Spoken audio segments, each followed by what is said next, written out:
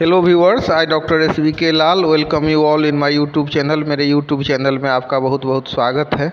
अगर आप इस चैनल पर नए हैं तो चैनल को लाइक शेयर और सब्सक्राइब कर लें।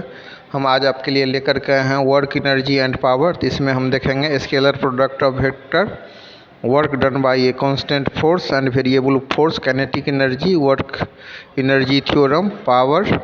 उसके बाद फिर हम देखेंगे कि मतलब notion of potential energy of a spring, conservative forces, conservation of mechanical energy. इन बातों की चर्चा करेंगे लास्ट में। तो आइए सबसे पहले हम समझते हैं कि व्हाट इज़ मतलब वर्क। तो वर्क को जो परिभाषित किया गया है स्केलर प्रोडक्ट के रूप में। मतलब क्या हो गया कि दो ठो जो वेक्टर क्वांटिटी को हम गुना करेंगे तो उसका प्रोडक्ट स्केलर होता है, इसीलिए इसको हम स्केलर प्रोडक्ट कहते हैं। और स्केलर प्रोडक्ट का ही दूसरा नाम है तो डॉट प्रोडक्ट। तो सबसे पहले हम समझते हैं कि व्हाट इज वर्क। तो the amount of work done is measured by the product of the force and displacement of the body along the line of action of the force. तब मतलब क्या हो गया, मतलब हो गया कि कोई जो कार्य होता है उसका माप हम करते हैं फोर्स और डिस्प्लेसमेंट के गुणनफल से, product of the force and displacement. तो अगर मैथमेटिकली एक्सप्रेस करने की बात हो तो हम लिख सकते हैं कि W बराबर एफ एस कॉस थीटा। तो work is a scalar although the two quantities in its definition force and displacement are vectors.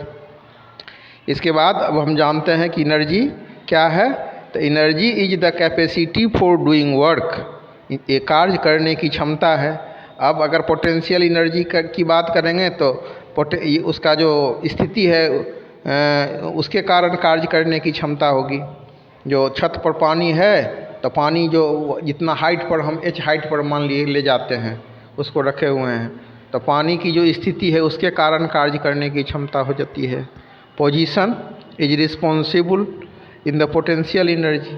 यहाँ पर क्या होगा, अगर हम काइनेटिक एनर्जी की बात करें तो गति के कारण काम करने की क्षमता होती है। और अगर मतलब टोटल अगर इसको डिफाइन किया जाए तो energy is the capacity for doing work, it is measured by the total amount of work which the body can do. अब एनर्जी तो बहुत सारा होता है, heat energy, sound energy, electric energy, लेकिन यहाँ पर हम दो तरह के एनर्जी की चर्चा कर रहे हैं। एक है काइनेटिक एनर्जी। तो kinetic energy of a body may be defined as the energy possessed by the virtue of its motion. तो काइनेटिक एनर्जी को हम KE से डिनोट करते हैं। तो KE बराबर 1/2 mv²। और हम जानते हैं कि mv क्या होता है, तो मोमेंटम होता है। तो फिर 1/2 mv², अगर मतलब 1/2 mv² है तो इसमें हम ऊपर नीचे m से गुना कर देंगे तो ये हो जाएगा 1/2 m² v² बटा m, और m² v² बराबर p²। तो काइनेटिक एनर्जी बराबर 1/2 mv² को हम लिख सकते हैं p² बटा 2m। अब चर्चा करते हैं पोटेंशियल एनर्जी का। तो what is potential energy. Potential energy of a body may be defined as the energy possessed by the virtue of its position. If a body of mass m is at a height of h from the surface of the earth then the potential energy of the body is mgh। इसको हम PE से denote करते हैं। तो मतलब KPE बराबर मतलब PE बराबर हो जाएगा हमारा mgh। अब यूनिट की बात करेंगे तो इसका वाट होता है, छोटा जो यूनिट, और बड़ा यूनिट किलोवाट होता है, इलेक्ट्रॉन वोल्ट होता है, जूल होता है, अर्ग होता है। तो इस तरह से हम इसके यूनिट की बात करते हैं। और एक प्रचलित मात्रक है हॉर्स पावर। तो 1 हॉर्स पावर 746 वाट होता है। तो इस तरह से हम इसके यूनिट को के बारे में जानते हैं। इसके बाद हम देखेंगे कि इसके बाद यूनिट के बाद हम लोग जानेंगे पावर। तो पावर में भी defined as the rate of doing work. तो P से डिनोट करते हैं पावर को। तो ये हो जाएगा हमारा P बराबर W/T। तो P बराबर Fs cos theta upon T बराबर PV cos theta but if theta is equal to 0 और W बराबर FV। और जब अगर थीटा का वैल्यू 90 डिग्री हो जाएगा तो वर्क डन 0 हो जाएगा। इसके बाद अब चर्चा करते हैं वर्क एनर्जी थ्योरम का। The change in the kinetic energy of a body is equal to the work done by resultant forces. अब मान लीजिए कोई वस्तु u वेलोसिटी से चल रहा है, कुछ समय के बाद फोर्स लगने से उसका वेलोसिटी v हो गया, तो चेंज इन वेलोसिटी कितना होगा v माइनस यू।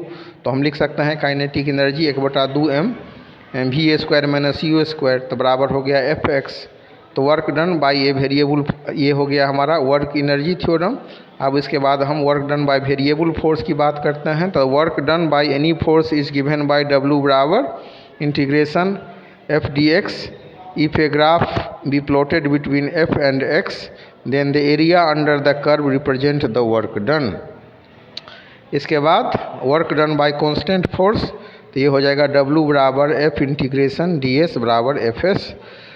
तो ये उसके बाद हम देखते हैं work done bye uniformly increasing forces, तो W बराबर इंटीग्रेशन F dx, ये V2x तक करते हैं, तो kx dx बराबर 1/2 kx। Work done by a variable force की बात करते हैं, तो force necessary to keep the rocket, अगर कोई रॉकेट उड़ रहा है तो ये जो रॉकेट पर जो फोर्स लग रहा है, the force required to lift it and make it to move away from the earth must be sufficient to overcome the gravitational attraction of the earth which decreases inversely as the square of the distance of the rocket from the earth।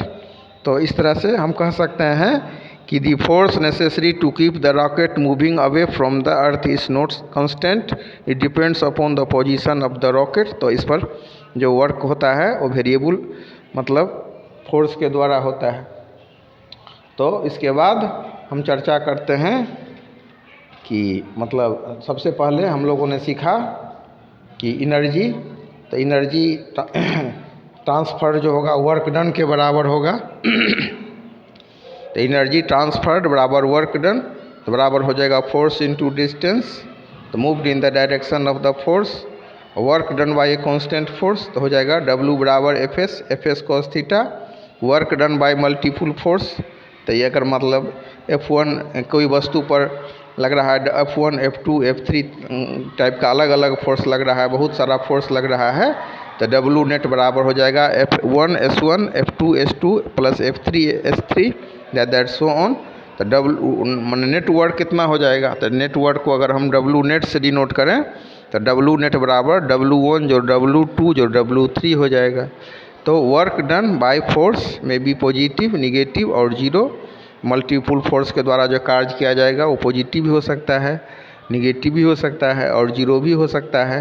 तो work done by variable force, तो मान लीजिए कि यहाँ पर A से B तक वस्तु को ले जाना है, तो the total work done in going from A to B, तो ये हो जाएगा WAB बराबर मतलब integration from A to B F into ds, तो बराबर integration from A to B F ds cos theta.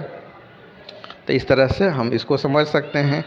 अब एनर्जी बराबर क्या हो जाएगा, तो एनर्जी क्या होता है, तो एबिलिटी टू डू वर्क। तो काइनेटिक एनर्जी बराबर 1/2 mv², जिसके लिए हम लिख सकते हैं p²/2m। पोटेंशियल एनर्जी बराबर हो जाएगा mgh। तो इसके लिए क्या करते हैं F into dr integration from r1 to r2 F into dr बराबर W। इसके बाद फिर स्प्रिंग का के फोर्स को कैलकुलेट करते हैं, तो इसको लिखते हैं F बराबर माइनस kx, तो W बराबर हो जाएगा integration from x1 to x2 minus kx dx।